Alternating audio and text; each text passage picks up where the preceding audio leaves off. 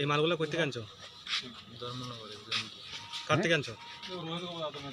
চিনি না ফোন নাম্বারে ধর্মনগর কোন জায়গাতে আনছো এটা?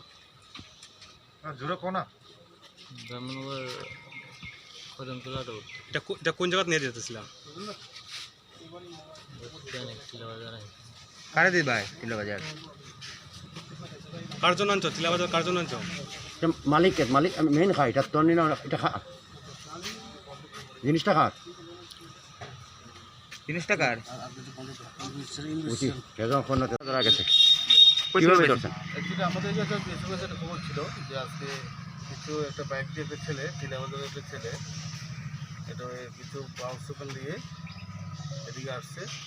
ওইসব খবর ভিত্তিতে আমরা এবং বিএসএফ একটা জয়েন্টলি একটা টিম করে সেটা আমরা 3 জায়গাতে আমরা অ্যাম্বুসে ইয়ে করলাম, পাইতুল বাজার, সাইফুন নাকা এবং আরও সামনে, যাতে সে না রাখতে পারে।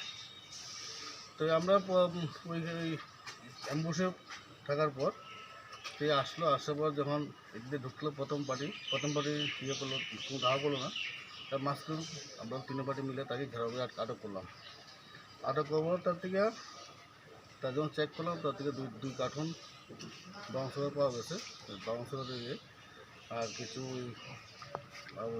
ইঞ্জেকশন বা কিছু দোকান পাওয়া গেছে। তো তাই নিয়ে এলাম, তার বিরুদ্ধে স্পেসিফিক ইঞ্জিনিয়ারিং কেস নেব আমরা লোকে। মোট কত টাকা মালিক বলছেন? মোট প্রায় 13 লক্ষ টাকা। কত গ্রাম মাল? 12-13 লাখ। কত গ্রাম মাল স্যার এটা? হ্যাঁ, কত গ্রাম মাল হবে? প্রায় 27 গ্রাম। তার সাথে কি গাড়ি না কোনো বাইক ছিল? ওটা বাইক থেকে দেখতে দুইটা প্যাকেট কত টাকা? প্রায় 27 গ্রাম। 27 গ্রাম का দাম 13।